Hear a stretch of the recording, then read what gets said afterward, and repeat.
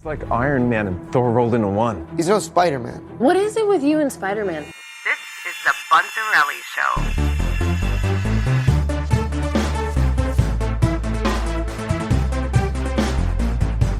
Show. Following up on 2017 Spider-Man Homecoming, Spider-Man Returns featuring Tom Holland. We're back to the goods, back to the basics here. So let's go over this trailer real quick. John Watts back in the director's chair. This is some exciting stuff because we're keeping that continuity and we're not having that like switching directors and changing the hands. And we're going to have that consistency. And right off the bat, we got that same tone with the with just the lighthearted, character-driven stuff, which is what we all loved about Spider-Man Homecoming. So we're keeping those notes in that same fun tone. Some of the first things we noticed in the beginning, we have that fun, well, it's not fresh, more like fresh dynamic with Aunt May. If you remember at the end of Homecoming, Aunt May, like in an after-credits scene, learned Peter Parker's secret identity as Spider-Man. And this is kind of a neat twist because you know, there's been very different iterations of the characters. So to take like a fresh approach to it and change things up, we've already seen like twice the Aunt May that doesn't know Peter Parker's Spider-Man. So why don't we just like, you know, let's do something new. Let's take some liberties. Let's take some twists and stuff. So very interesting to see how that plays out. Like I said, it's character driven again. And one of the things I noticed that I'm kind of happy with is the way they're approaching this MJ thing. You know, Zendaya was, you know, towards the end of the film, we found out she was going to be Mary Jane. Her name is, Michelle Jones, but we went with MJ because we're kind of doing like a revisit to that character.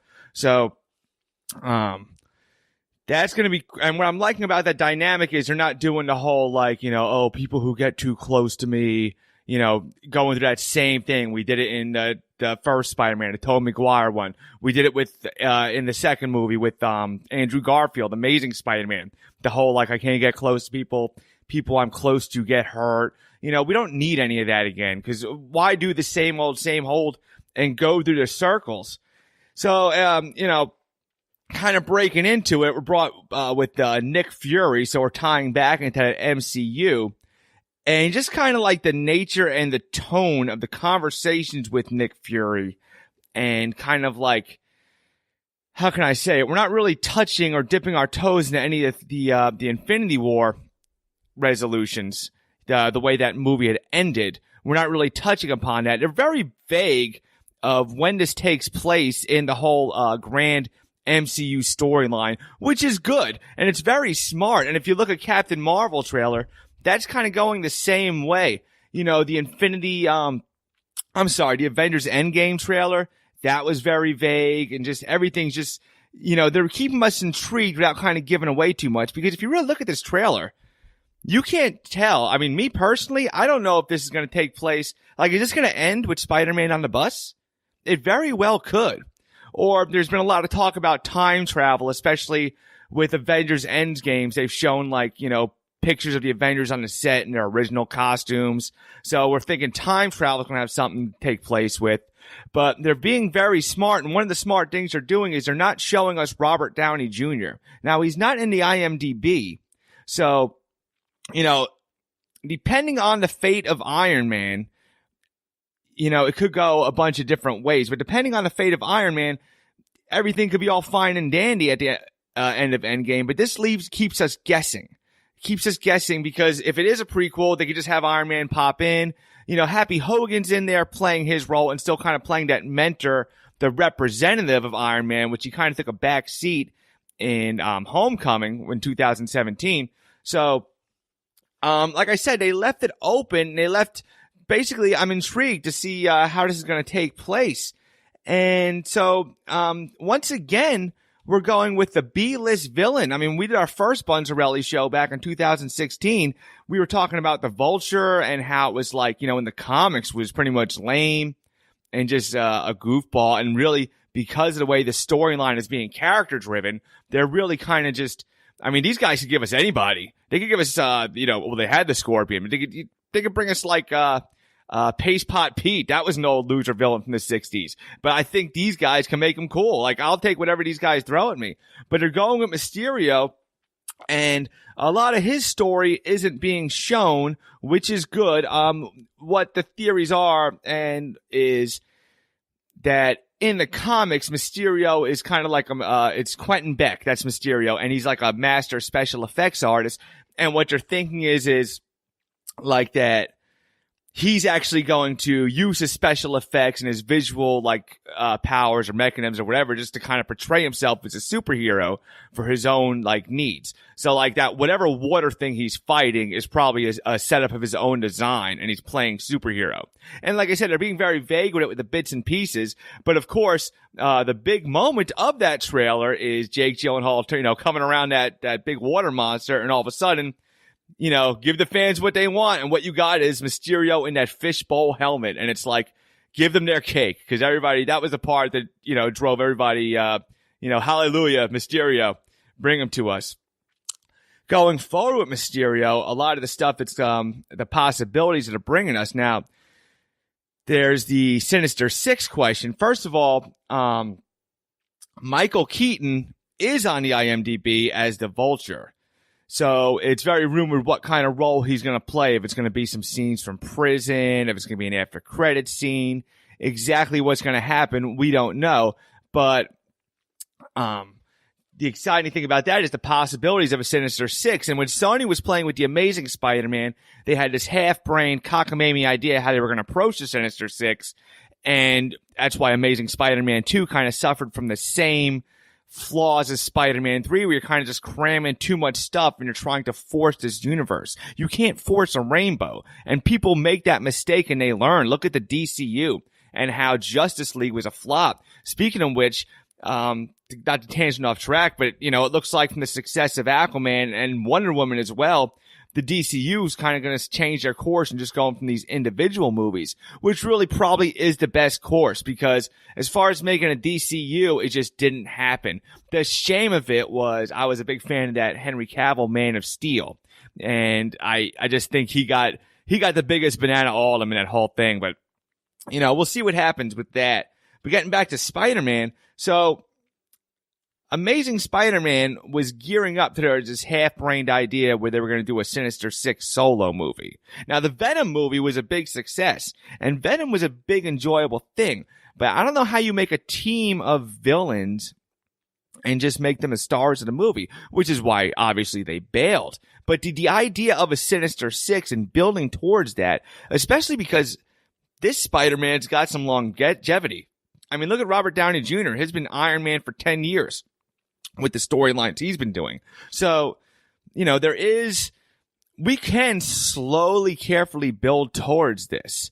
So if you take the Sinister Six, now the Sinister Six is really, it could be anybody. Its most popular iteration, it's usually Doc Ock in the lead. And, you have your Sandman. I think, Mysterio is usually been on it.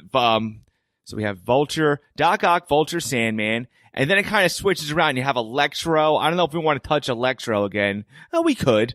And then a big part of it is the Hobgoblin.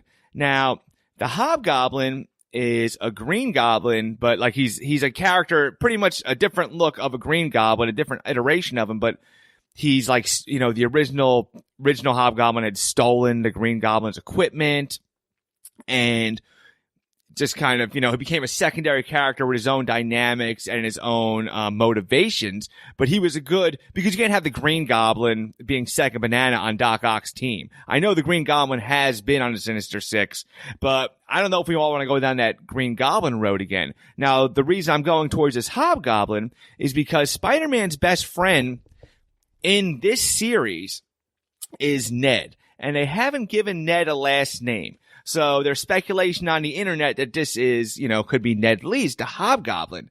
And we could actually make things right that we went wrong before, because, the Harry thing with Spider-Man, they kind of built it right in the Sam Raimi original, Tobey Maguire trilogy. They were building something and they kind of dropped the ball at the end with the whole Harry Osborn thing. Then they tried to force it again in the Andrew Garfield thing with the, Amazing Spider-Man 2. And that didn't work. So, like I said, and I had this conversation with Ace on our first show, you cannot force this Green Goblin thing. But what we can do is, okay, we've burnt out the Green Goblin. Let's take a look at this Hobgoblin road.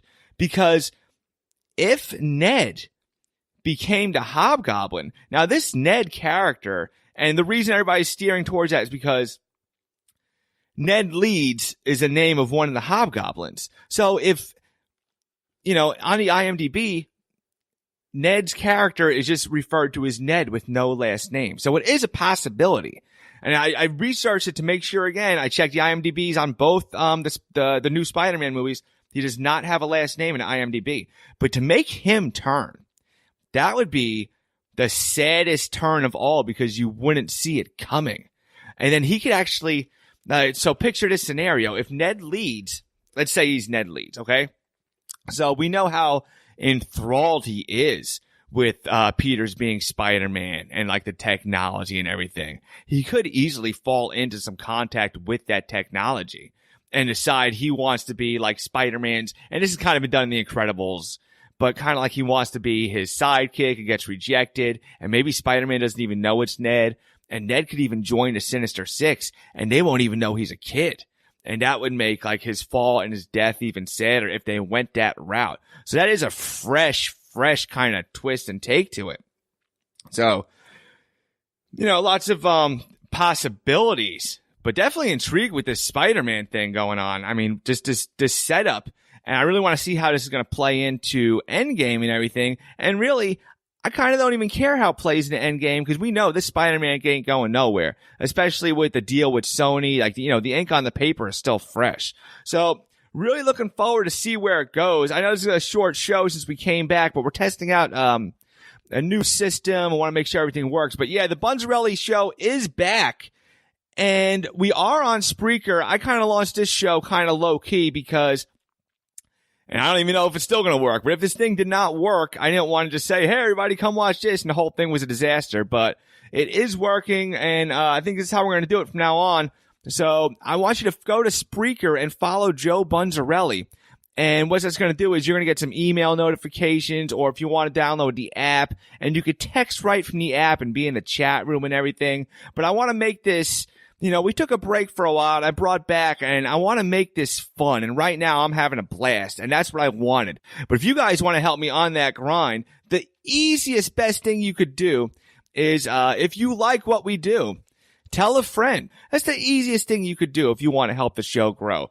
But anyway, we're going to go back to our schedule with the every other Wednesday, and we'll see you guys in 2 weeks. Thanks for listening.